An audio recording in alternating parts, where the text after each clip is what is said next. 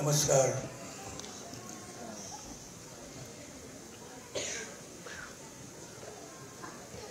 ठाण्याच्या सुविद्य प्रेक्षकांना माझा मनापासून नमस्कार.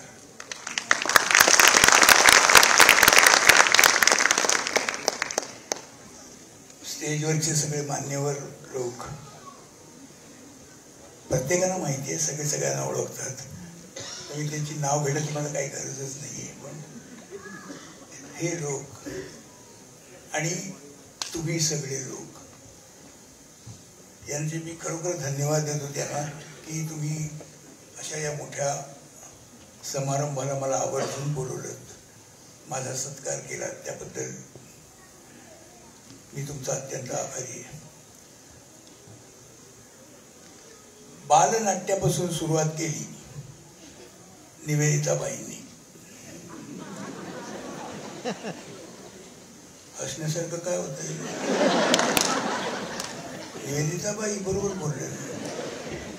पण तेव्हापासून तुम्ही सुरुवात केली आणि बालनाट्य पासून त्यांनी सुरुवात केली आणि आज त्या या एका वरच्या स्टेजला येऊन त्या पोहोचल्या आहेत. अजून त्यांना आणखी वरची स्टेज गाठायची आहे, निश्चित गाठतील त्या. त्यावेळेला तुम्ही पुन्हा त्यांचा सत्कार करा. मी आत्ताच सांगून ठेवतो. पण ते बालनाट्यामध्ये काम करताना किती प्रावीण्य त्यांनी मिळवलं हे मला माहिती आहे. कारण आमच्या घरात अजूनही बालनाट्य चालतं. कारण घरामध्ये त्यांचंच चालतं ना. मी नुसता येण्या जाणार असतो, येतो आणि जातो, फक्त सगळं नाट्य त्या सांभाळतात. एवढं मोठी गोष्ट आहे. तर खरं म्हणजे मी त्यांना द्यायला पाहिजे पुरस्कार. आता मी त्यांना पुरस्कार देताना मला कळलं की अरे ही खरंच मोठी झाली. म्हणजे तिची तुम्ही लोकांनी दखल घेतलीत ही म्हणजे मला कायम लक्षात ठेवण्यासारखी गोष्ट आहे. स्टेजवर या स्टेज हे अत्यंत स्टेज आवडत आहे माझे. महाराष्ट्रातले एक अतिशय सुंदर आणि रसिक प्रेक्षकांनी भरलेलं असं हे स्टेज आहे. आम्ही जेव्हा जे प्रयोग सादर करतो तेव्हा आम्ही नेहमी आनंदात असतो की चला आज ठाण्याला प्रयोग आहे. आणि ठाण्याचा प्रयोग हा नेहमीच आमचा नेहमी चांगला केलेला आहे, लोकांनी नेहमीच डोक्यावर धरलेला आहे. तेव्हा आमच्या यशात तुमचाही सहभाग आहे. याबद्दल खरं म्हणजे तुमचा सत्कार करायला पाहिजे. माझाही तसं पाहिजे तर बालनाट्यापासून सुरुवात झालेली आहे, पण मी इथे सांगितली नाही, त्यामुळे आज माझा सत्कार केला.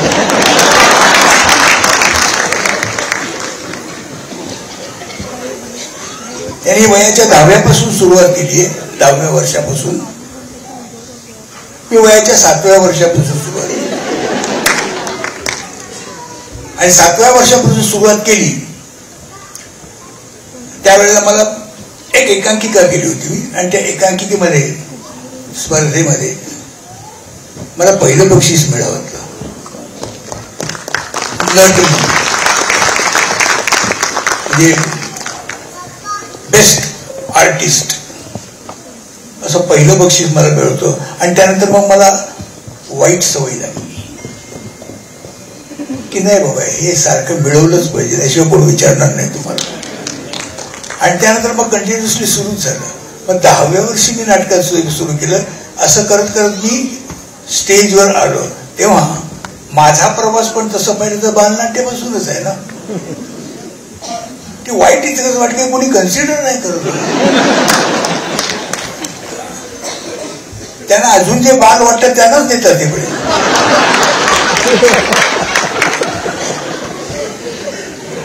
पण तसं काय नाही, असं समजू नका त्या बाल आहेत. त्यांच्या पुढे आम्हीही बाल दिसतो मनाने. मोठा चांगला दिवस आहे आजचा की ठाण्याच्या मधल्या प्रेक्षकांनी निवेदिताचा सत्कार करावा. खरंच नशीबवान आहे ती. कारण काय सत्कार कोण करतं हे सुद्धा जास्ती महत्वाचं असतं. सत्कार होतात, चिकार होतात, त्याबद्दल काही हे नाही, पण कोण सत्कार करतोय, कुठला ऑडियन्स सत्कार करतोय हे नेहमी आर्टिस्टच्या दृष्टीने महत्वाचं असतं. तुम्ही हा सत्कार केला खरोखर म्हणजे मला फार बरं वाटलेलं आहे. तिला आनंद होणं साहजिक आहे, पण मला जास्ती आनंद झालेला आहे की तुम्ही तिची दखल घेतलीत. तिने जे विश्रांत मेहनत केलेली आहे, प्रत्येक रोल मध्ये तिने जे काहीतरी करायचा प्रयत्न केलेला आहे, काहीतरी वेगळं दाखवायचा प्रयत्न केलेला आहे आणि तो तुम्ही रजिस्टर केलात, तुम्ही अंडरलाईन केलात. फार मोठी गोष्ट आहे ही. आणि कुठेही सत्कार झाले तर मी म्हटलं असतं ठीक आहे सत्कार झाला, पण या प्रेक्षकांकडून जो सत्कार होतो हे माझ्या दृष्टीने फार महत्वाचं आहे.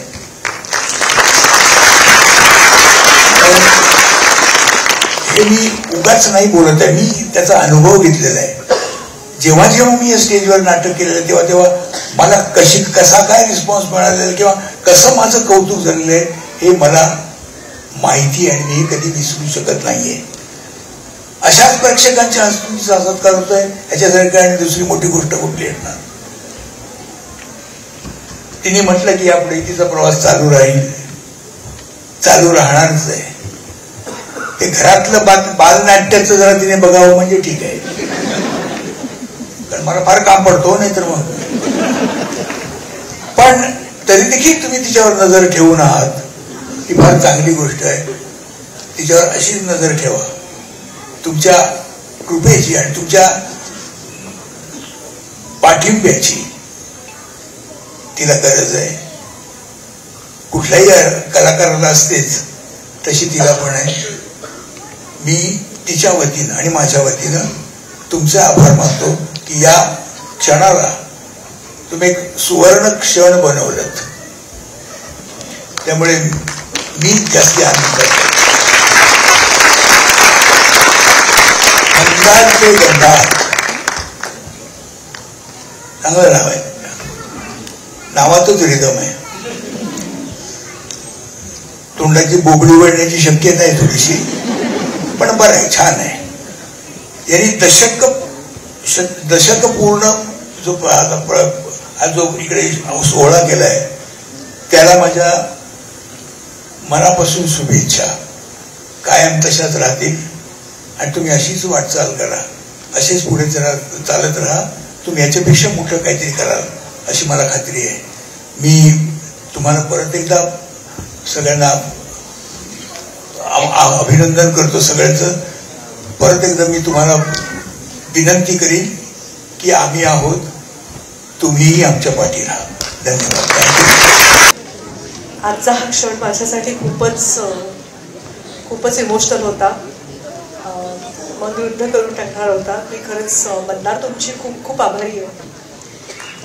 नुसता पुरस्कार मिळाला असं नाही, तर ज्यांच्याकडून मला हा पुरस्कार मिळाला, माझे गुरु, माझे पती, आज मी जी काही आहे ती खरंच फक्त आणि फक्त त्यांच्यामुळे आहे.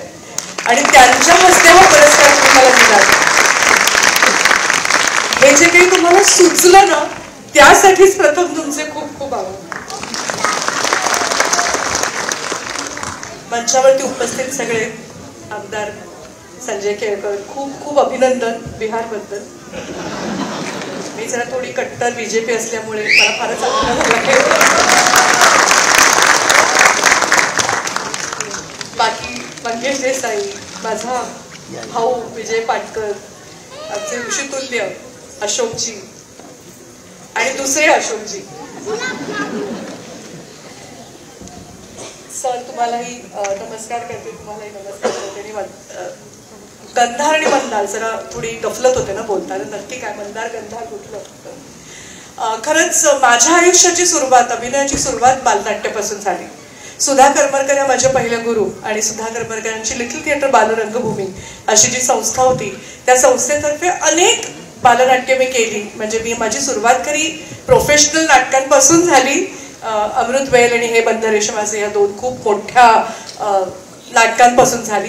पण खरं ज्याला आपण म्हणू, मला स्टेजवरती काम करायला कोणी शिकवलं किंवा उभं राहायला कोणी शिकवलं तर ते सुधाताई. आता त्या काळामध्ये रत्नाकर मतकरी यांची बालनाट्य ही संस्था आणि सुधाकर मरकर यांची लिटल थिएटर बालरंगभूमी ही संस्था हा सातत्याने बालनाट्य करत असत आणि इतकी अप्रतिम बालनाट्य सादर केली जायची. परिकथाही असतील, त्याचबरोबर काही नवीन लिहिलेली बालनाट्य होती. मतकरी काकांची तर खूप बालनाट्य होती. अगदी मला आठवत आहे ती इंद्राचा असर, नारदाची शेंडी, अलबत्या गलबत्या, सुधाताईंची देवाचा देवबाई ठाकडा किंवा अलबत्या किंवा अल्लादीन जादूचा दिवा, अनेक नाटकं. इतके अप्रतिम सेट्स असायचे, त्याच्यामध्ये खूप ट्रिक सीन्स असायचे. बरं, बालनाट्य असल्यामुळे तिकीट अतिशय कमी दरात उपलब्ध असायचं. आम्हाला सगळ्यांना त्या मानधन द्यायच्या, उत्तम रीतीने खाण्यापिण्याच्या बाबतीत अतिशय चंगळ असायची. आणि तेव्हा असे स्पॉन्सर्स वगैरे नव्हते तेव्हा. आणि प्रॉपर मोठ्या थिएटर्समध्ये सगळ्या ज्या शिवाजी मंदिर असू दे किंवा साहित्य संगम मंदिर असू दे, आमचे दौरे व्हायचे वेगवेगळ्या ठिकाणी महाराष्ट्रभर. ही सगळी व्यावसायिक मोठ सुधाताई किंवा मतकरी काका कसे बांधत होते खरंच मला माहित नाही. बालनाट्य करणं खूप कठीण आहे आणि ती काळाची खूप मोठी गरज आहे. इथे पावसकरही बसलेत ज्यांनी त्यांचा पूर्ण आयुष्य बालनाट्यासाठी वेचलं. त्यांच्यासाठी खरं जोरदार टाळ्या झाल्या पाहिजे.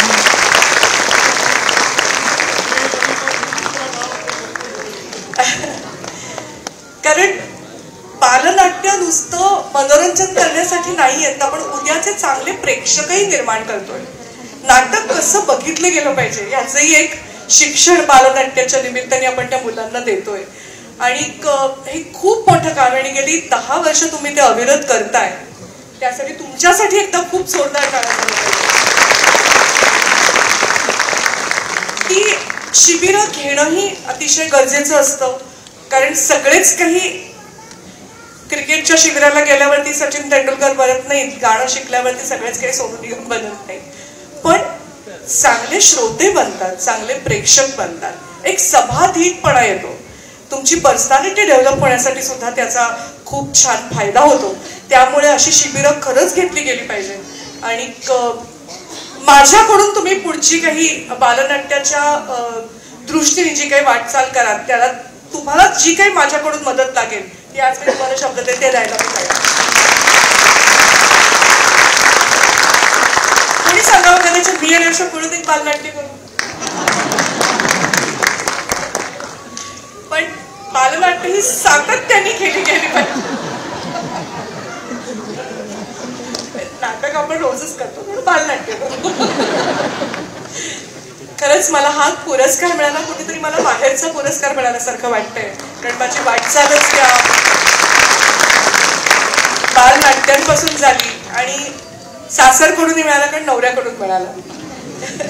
काय आयुष्यात आपण जितकी वर्ष, आता 37-38 वर्षाच्या संसारात जितकी वर्ष आईकडे घालवली त्याच्यापेक्षा जास्त वर्ष सासरी घालवली. त्यामुळे सासर आणि माहेर दोन्हीचा खूप छान मिलाप झालाय. कारण आपल्या देशामध्ये लग्न 2 व्यक्तींमध्ये होत नाही तर 2 घरांमध्ये होतात. खरंच मला हा पुरस्कार तुम्ही दिलात, इथे बोलवलं, इतकी सुंदर एव्ही केलीत. कारण काय होतं, युजली आपण जेव्हा कार्यक्रमांना तुम्हाला बोलवलं जातं, तुम्हाला एक काहीतरी सन्मान दिला जातो, तेव्हा तुम्हाला असे सांगतात, मॅडम जरा तुमचा बायोडेटा पाठवता का. तेव्हा मला इतकं आश्चर्य वाटतं, अरे मला काहीतरी आहे म्हणून तुम्ही सन्मान देताय, तो माझा बायोडेटा ही मीच द्यायचा. तर इतकी सुंदर एव्ही तुम्ही माझी बनवली, त्यासाठी खरं तर एव्ही बनवण्यासाठी काय. आणि आता तर गुगलकडे एवढं सगळं नेटवरती उपलब्ध आहे, तिथे कोणीच कोणासाठी काही आणखी द्यायची गरज नसते. पण इतक्या छान, इतक्या मोठ्या संख्येने सगळे लोक तुम्ही इथे उपस्थित आहात, त्यातच तुमचं यश आहे असं मला वाटतं. आणि तुमच्या या सगळ्या पुढच्या प्रवासाला माझ्या खूप खूप शुभेच्छा. पुन्हा एकदा मी तुम्हाला सगळ्यांचे खूप आभार मानते की आज अशोकच्या हस्ते हा पुरस्कार मला मिळाला. हा खऱ्या रीतीने माझा खूप मोठा सन्मान आहे. आणि थँक्यू सो मच. जय हिंद, जय महाराष्ट्र.